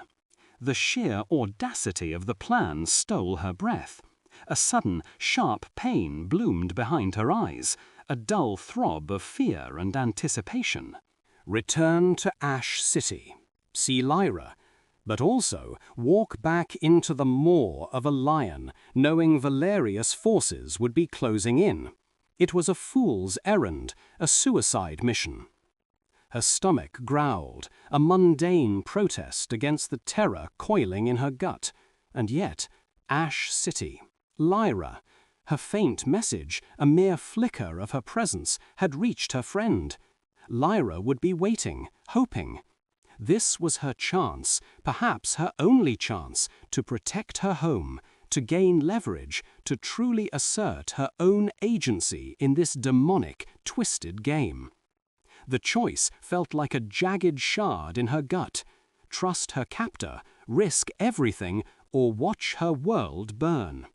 She wondered briefly if the Emberlord capital ever had actual rain, or just ash. "You expect me to just go?" she finally managed, her voice tight with disbelief. "And trust you won't simply close the breach behind me?" Kaeir's expression remained unreadable, but his eyes held a flicker of something Maren couldn't quite decipher. A grim determination, perhaps, or a calculated gamble. "My fate is tied to yours, Fireweaver." He took another step, the unspoken weight of his desperation seeming to press down on the air between them. "If the veil falls, so does my claim. If Valerius takes Ash City, he gains power he should not possess. I need you to return, and I need that artifact." His gaze held hers, unwavering. "This is not merely about my revenge now. It is about preventing the complete subjugation of your realm." A cold knot tightened in Maren's stomach. It was a choice, yes, but it was a choice between two impossibilities, each one a dark abyss. Yet the image of Ash City, vulnerable, burning under Valerius's wrath, hardened her resolve. The thought of Lyra, brave and loyal, waiting for a sign, tipped the scales. She had to try. She had to choose. "All right," Maren said. Her voice, though a little rough, held a steady hum of defiance and grim acceptance. "I'll do it." Her gaze locked with Kaeir's, a challenge in their depths. "But on my terms. I go, I get what we need, and I return. But I will not be your pawn, Kaeir. I will be the one holding the knife this time." A subtle shift in Kaeir's eyes, a flicker of something unreadable, acknowledged her assertion. He simply nodded, agreement, or maybe just acceptance of her stubbornness. The preparations were swift, a flurry of hushed commands from Kaeir and Sarthus. Ancient Maren didn't look back at him immediately. She stared into the shimmering portal, seeing not just the city she had fled, but the future she was fighting for. Her heart hammered against her ribs, a frantic, desperate rhythm. She was no longer just a thief or a hostage. She was a fireweaver, a bridge, a weapon, and she was going home. With one last defiant glance at Kaeir, a flicker of shared purpose, a deeper current of distrust, Maren took a breath. The air in her lungs felt suddenly thin, tasting faintly metallic. She pushed through the shimmering membrane, not into a stark white light, but into a dizzying rush of sensation, a world folding in on itself, threatening to tear her apart before it could put her back together. Chapter 10. The Breach and the Blade. The world spun, a dizzying swirl of Sangvinar's volcanic reds and Ash City's muted golds. Then Maren's boots hit solid, familiar cobblestone. A dull ache throbbed behind her eyes, a lingering echo of the breach. The air was wrong. Beneath Ash City's usual grime and damp, a faint, acrid tang of sulphur mingled with a strange metallic scent that pricked her nose, making her gag slightly. The familiar cacophony of vendors and hawkers was muted, replaced by an undercurrent of nervous whispers and the distant, unsettling clang of something heavy impacting stone. Her heart, already hammering from the breach, tightened further. This wasn't the Ash City she remembered. This was a city holding its breath, a city under siege. Maren moved silent as a shadow, slipping through alleys that had once been her hunting grounds. Now they were eerily quiet. A child's wooden doll lay face down in the muck near a shuttered stall, forgotten, a poignant testament to the city's fear. The market was sparse, many shops boarded up. The few faces she saw were tight with apprehension, eyes darting nervously towards the sky, though nothing visibly amiss. Yet Maren could feel it, a cold prickle on her skin, a low hum of malevolent energy, like a predator circling just out of sight. Every instinct urged her to find Lyra, to warn her, but the artifact was paramount. Without it, Kaeir had warned, their chances against Valerius were slim. The Fireweaver lore spoke of a hidden chamber beneath the oldest section of the Ash City Library, a place only accessible by those of the bloodline. She focused, pushing past the knot of anxiety for her friend, and headed for the library.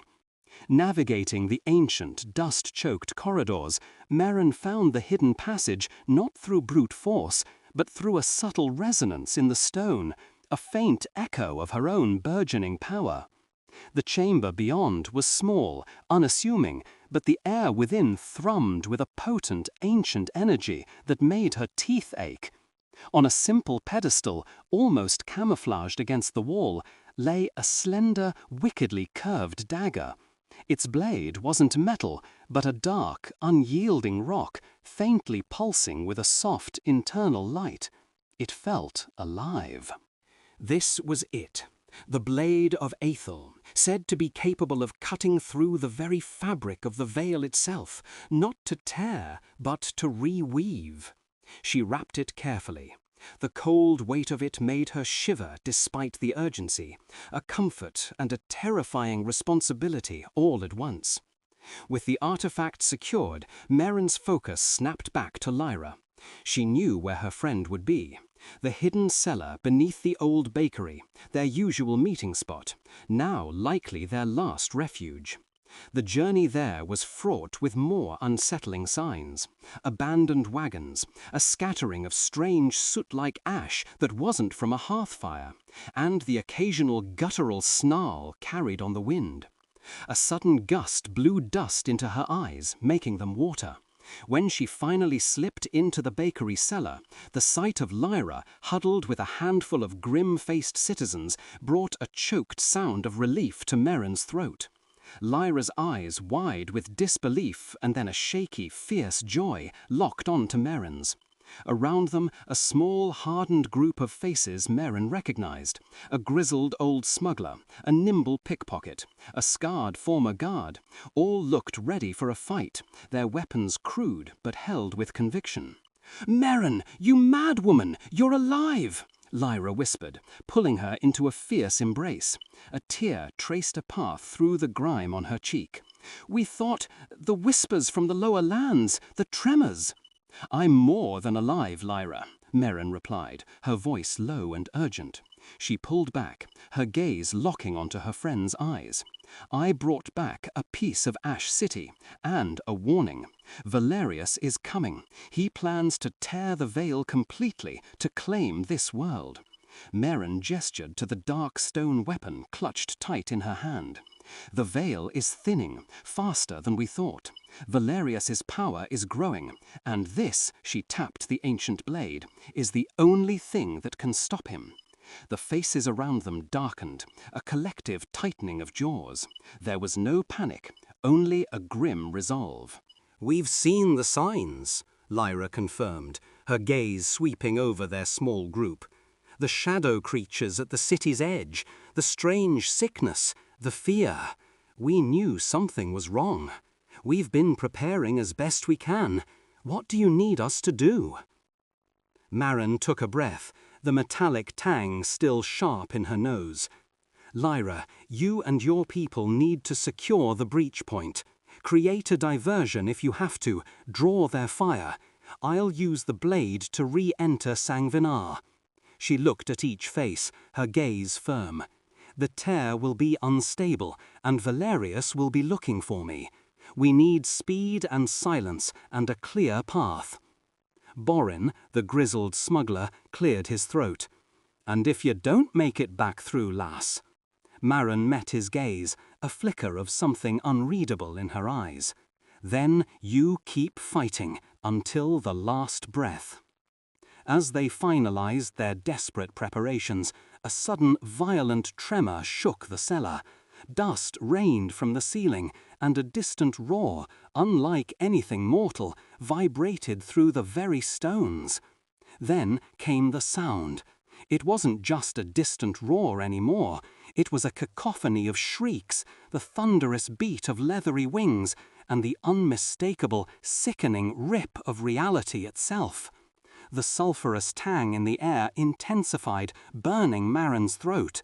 The dim light filtering into the cellar pulsed erratically, as if the very air was struggling to breathe.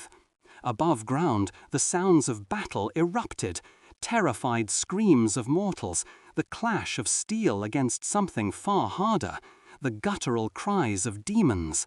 Maren felt a chill seep into her bones. Valerius wasn't waiting. He was here, now, exploiting the temporary. "Maren, the breach point!" Lyra screamed, her voice tearing over the growing roar, pointing towards the cellar entrance. The magic of the temporary tear, her only way back to Kaeir and Sangvinar, was visibly flickering, struggling, already collapsing under the weight of the invasion. Outside, the world was plunging into chaos. Through a crack in the cellar wall, Maren glimpsed the sky, no longer Ash City's familiar blue, but streaked with angry volcanic reds. Dark, winged shapes plunged from the heavens, scattering the city guard like broken toys, their fiery blades glinting ominously. The veil, the very membrane between worlds, was tearing further, not just at her controlled entry, but across the entire city, splintering under the force of Valerius's invasion. This wasn't just an incursion, it was a full-scale war spilling from one realm to another. The roar of Valerius's forces grew louder, closer, the ground trembling with their approach. There was no time. Maren gripped the blade of Athel, its dark stone surface cool against her palm, and launched herself towards the shimmering, unstable portal. She plunged through the dying light, a searing white heat engulfing her, the screams of Ash City replaced by a deafening, violent crescendo. The world spun, then slammed into focus, a maelstrom of flame and shadow. There was no turning back. The war had truly begun, and she was no longer merely a hostage, but the key to its outcome, thrust headlong into its heart. Chapter 11. The Weaver's Choice. Climax. The fortress of Sangvinar was less a structure, more a gaping wound, a maelstrom of flame and shadow. Valerius's forces had breached its defenses. The air shrieked with the clash of steel, the guttural roars of demons, a brutal cacophonic din that vibrated up through the very stones beneath Maren's feet. Her teeth ached. A fine, acrid dust, smelling of sulphur and burnt rock, coated her tongue. She stood near a precarious vantage point, the Fireweaver artifact clutched tightly in her hand. Its ancient weight offered a strange, chilling comfort. A coil of icy dread tightened in her gut, urging her to flee, to find a crack in this chaos and vanish. But the torn veil pulsed behind her, a ragged tear in reality, a constant, painful reminder of the stakes. Demon guards, loyal to Kaeir, formed a desperate line. Their black stone blades met the burning claws of Valerius' vanguard, a futile defense against the encroaching tide. Then the main gates shattered inward with a concussive blast, sending splinters of volcanic rock flying. Through the gaping maw, a tide of Valerius elite poured, eyes glowing, forms like hungry shadows against the fiery, smoke-choked sky. They moved with a singular, chilling intent, absolute destruction. Maren's gaze snagged on Kaeir, a dark shape of pure rage, plunging into the thickest part of the fray. His power, a blistering heat, incinerated everything in his path. He moved with feral grace, a blur of devastating strikes. A flicker of raw power, not admiration, but a primal recognition, stirred within her. Gods, she thought, I'm a street rat, a thief, utterly out of place in this grand, brutal theatre. Nearby, 2 of Kaeir's lieutenants barked orders, their voices strained over the din, but their positions were being overrun. The veil behind Maren undulated violently, thin and stretched, threatening to tear completely, to swallow everything. She felt its pain, a deep, resonant ache that mirrored the throbbing pulse in her own temples. A cold sweat slicked her palms. A sudden, sharp movement drew her eye. Valerius. He moved with an unnerving elegance, his power a frigid, precise flame, a stark counterpoint to Kaeir's wild inferno. Their eyes locked across the battlefield, an inferno of hatred burning bright enough to scorch the air. Then they collided. The impact was like thunder, a shockwave that sent lesser demons reeling, their forms momentarily dissolving into smoke. Maren watched, a knot of fear tightening in her stomach as the 2 brothers dueled. Their figures blurred, a maelstrom of arcane energy and brutal physical blows. Every parry, every thrust, every burst of power tore at the fabric of the fortress, threatening to bring the very stones down around them. Sarthus, gaunt and watchful, materialized at Maren's side, his voice a low hiss, barely audible above the chaos. He didn't speak, only pointed towards the Fireweaver artifact in her hand. It thrummed erratically now, a frantic pulse against her palm. His eyes, usually shadowed, gleamed with a disquieting urgency. The battle raged around them, a furious, desperate symphony of destruction. But Maren's focus narrowed, tunneling to the duel between the brothers, the true core of this calamity. Kaeir was powerful, yes, but Valerius matched him, blow for brutal blow, a cold, relentless precision that spoke not just of defeat, but of absolute dominion. The veil groaned, a mute scream that Maren felt vibrate through her very bones, a deep tremor that echoed the chaos. A chilling certainty settled deep. If the duel continued unchecked, the veil would shatter. Chaos, raw and untamed, would engulf both realms, irrevocably, consuming everything. The Fireweaver artifact pulsed in her hand, growing warmer, resonating with the veil's distress.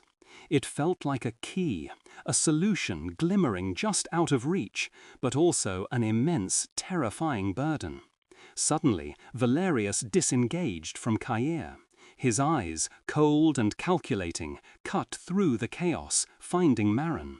A predatory smile stretched his lips, more a baring of teeth than an expression of mirth.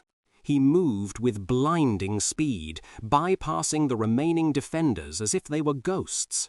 His hand outstretched, a sudden vacuum of darkness, a hungry void aimed directly at her. He sought to siphon her power, to claim the Fireweaver lineage for himself. Maren froze, a gasp catching in her throat. She felt the chill of his magic reaching for her, a cold tendril striving to shackle her, to drain her very essence.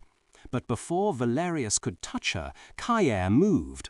Despite his ghastly wounds, despite the exhaustion of their brutal duel, he roared, a sound of unbridled fury, and threw himself between Maren and his brother.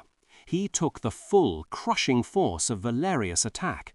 The impact sent Kaeir sprawling, a primal cry torn from his throat. His powerful form flickered with pain, his demonic energy wavering. This wasn't strategy, Maren realized with a jolt. This was instinct, a raw, possessive act of protection that demolished every preconceived notion she'd held about the demon prince. In that searing moment, watching Kaeir fall, the Fireweaver artifact blazing in her hand, Maren understood. Her choice. It wasn't about her own survival, not about escape from this cursed place.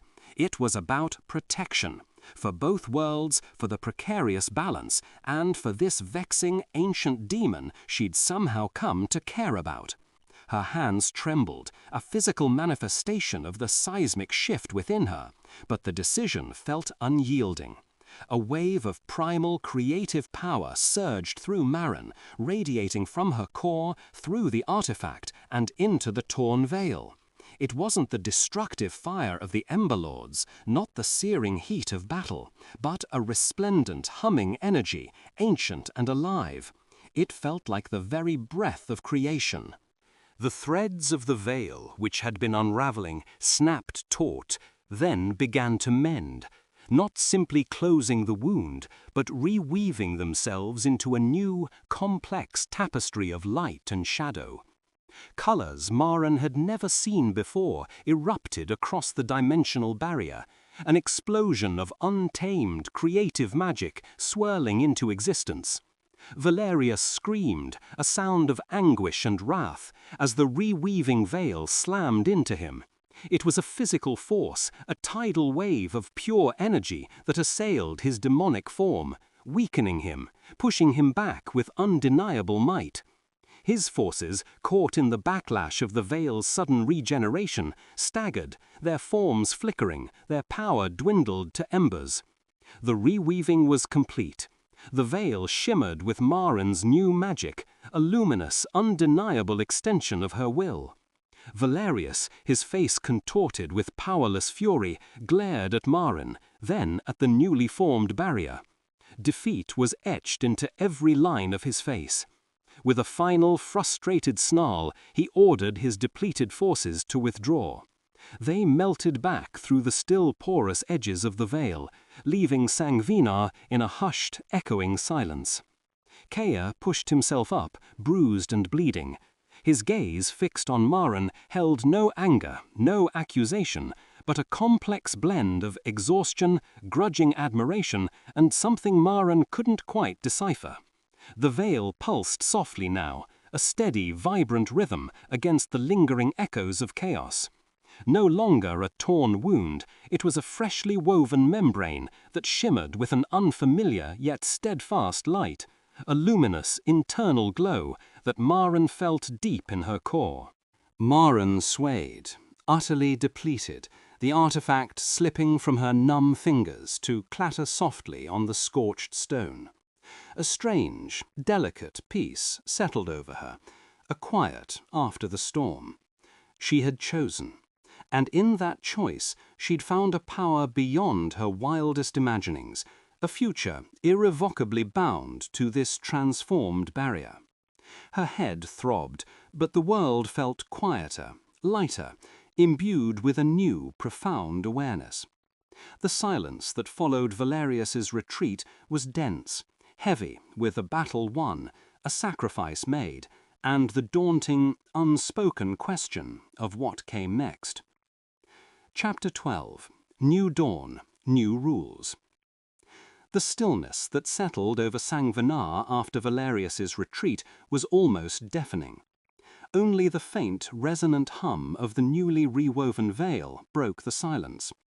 Maren stood amidst the lingering scent of ozone and ash, her hands still tingling with the raw energy that had surged through her. A tremor ran through her knees, a deep exhaustion settled in her bones. The veil, no longer merely a torn barrier, shimmered with a soft, internal glow, pulsating with a rhythm intrinsically linked to her own heartbeat. It was stable, yes, but transformed, bearing her unmistakable signature. Kaeir, a fresh gash bleeding sluggishly above his brow, watched her from a short distance. His gaze was unreadable, a blend of exhaustion, grudging admiration, and something Maren couldn't quite decipher. The silence stretched, thick with the aftermath of their shared ordeal and the unspoken implications of her actions. He moved first, a slow, deliberate step, his eyes never leaving her. "The veil, it lives differently now," he stated, his voice a low rasp, stripped of its usual imperious edge. Maren met his gaze, a new resolve hardening her own. She could feel the veil, a vast, intricate tapestry of energy, an extension of her own will, allowing her to sense the subtle shifts between realms. Not a cage anymore, a bridge, and she, its architect. Sarthus, ever the shadow, materialized silently beside Kaeir. His gaunt features held only a deep, unsettling curiosity as he observed Maren. The court demons, scattered and recovering, cast wary glances in their direction, sensing the seismic shift in power. The old rules had been irrevocably shattered. "It is stronger," Maren replied, her voice steady, though a shiver traced her spine from the lingering chill of the veil's magic. "And it answers to me." A flicker of something, surprise, crossed Kaeir's ancient eyes, quickly masked. He seemed to weigh her words, the air growing heavy with their unspoken meaning. Maren knew this was the moment. Her act of raw power, not negotiation, had nullified the ancient binding that made her a hostage bride. She had saved his domain, her world, all realms. Now she would set the terms. "Such power," Sarthus murmured, his voice like dry leaves skittering across stone. "A true fire weaver. The legends spoke of such a one, but few believed." Maren ignored him, her focus fixed solely on Kaeir. He was a demon prince, a being of vast age and power, but she had just proven herself his equal, perhaps even his superior, in the one arena that truly mattered, the balance of the worlds. Later, in the throne room, the air crackled with a different kind of tension. It was a cavernous space of polished dark stone and looming shadows. Kaeir sat on his black stone throne, his posture regal, yet Maren sensed a subtle shift in his usual unyielding demeanor. She stood before him, not kneeling, not bowing, but simply stood, her spine rigid. For a fleeting moment, she wondered if the strange crystalline dust on the floor was merely ground-up rock or something more. Sarthus remained a silent sentinel in the corner, his presence a constant, unsettling reminder of the court's watchful eyes. "You have saved Sangvinar," Kaeir began, his voice devoid of its usual mocking tone, "and by extension, your own world. Valerius is repelled, for now." Maren felt a flicker of grim satisfaction, quickly tempered by the knowledge that this was only a temporary reprieve. "The threat remains," Maren countered, her voice clear and strong. "And the veil, as you said, lives differently. It requires a guardian, one who understands its new song." She saw the flicker in his eyes again, a recognition of her implicit claim. This was about responsibility, and she was claiming it. "You would appoint yourself guardian?" Kaeir questioned, a hint of challenge in his tone. He leaned forward, his elbows resting on the carved armrests of his throne, studying her intently. Maren took a deep breath, gathering her courage, remembering Lyra, Ash City, and the sheer audacity of her own survival. "I am the guardian," she corrected, her chin lifting defiantly. Her voice, despite her best efforts, wavered just a fraction. "The veil is woven of my blood, my power. It responds to me. I alone can maintain its stability, prevent another invasion, and ensure the balance." She paused, letting the weight of that settle. "But I will not do so as a hostage, nor as a bride bound by an ancient, broken treaty." Kaeir's jaw tightened, a muscle twitching in his cheek. He bristled at her defiance, at the overturning of centuries of tradition and his own absolute authority. The air grew thick, a silent challenge passing between them in the stillness of the throne room. "What, then, are your terms, little thief?" he finally asked, the old epithet laced with a new, complex edge. Maren felt a jolt of triumph, quickly reined in. This was it. "My terms are simple," she stated, meeting his gaze unflinchingly. "I remain here, in Sangvinar, as the recognized fireweaver, the living bridge between realms. My purpose is to maintain the veil, to protect both worlds from further incursions." She took another steadying breath. "In return, I demand autonomy, freedom to move between realms when necessary, to ensure the safety of Ash City, and to live unchained by your dictates. Kaeir's gaze narrowed, his eyes like polished brass. He rose from his throne, a slow, imposing movement that brought him to stand before her. For a moment, Maren thought he would refuse, that his pride would override his reason.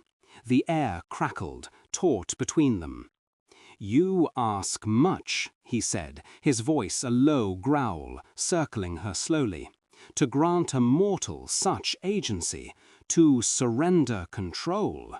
Maren held her ground, her gaze locked on his, refusing to flinch. "I offer stability," Maren retorted, "and an end to valorous ambitions. Without me, the Veil is vulnerable. Sangvinar falls, and your brother claims both realms." She felt the truth of her words resonate through the newly rewoven veil, a quiet affirmation. Kaeir stopped before her, his height towering, his presence overwhelming. He reached out a hand, not to seize her, but to cup her jaw, his thumb brushing lightly over her skin. A strange current passed between them, a possessive warmth that was both unsettling and undeniably present. "You are bound to me, Fireweaver," he whispered, his voice rough. "Not by treaty, perhaps, but by something deeper, a thread in the fabric of our survival." He lowered his hand, a heavy sigh escaping him. "Very well. Your terms are accepted. You are the guardian of the Veil, Maren Ashveil. You may move between realms, but understand this. Your liberty is tied to your duty, and you are still mine to protect." A wave of relief washed over Maren, quickly followed by a fierce pride. She had done it, forged her own path, carved out her own agency in a world that had sought to claim her. The ancient treaty was broken, replaced by a new, unconventional alliance. In the days that followed, Maren wasted no time testing the scope of her new autonomy and her deepened bond with the Veil. From a quiet, secluded chamber within Kaeir's fortress, she focused her will, reaching out across the newly vibrant tapestry. It was easier now, the connection a living, breathing thing. She found the subtle threads that led to Ash City, a familiar warmth guiding her. With a focused burst of energy, she created a controlled, momentary tear. Not a breach for passage, but a channel for communication. A faint image, a whisper of a message, a feeling of reassurance, reaching out to the one person who mattered most in her old life, Lyra. A sudden fierce joy swelled in her chest as she felt a faint answering flicker from the other side, a jolt of surprise, then simple, profound relief, and Lyra's indomitable spirit. Maren smiled, a genuine, unburdened smile that had been rare in Sangvinar. The connection was fragile still, but it was there, a lifeline. She looked out from her chamber window across the dark volcanic landscape of Sangvinar, the eternal crimson sunset painting the sky. Then, in her mind's eye, she saw Ash City, bustling and vibrant, safe for now. No longer was she merely Maren the thief, a pawn in a demon prince's game. She was Maren, the Fireweaver, guardian of the Veil. Her destiny, once decided for her, was now fiercely her own. A future bound to two worlds, yes, but on her terms. You've been listening to Soundscape Books, where stories come alive in sound.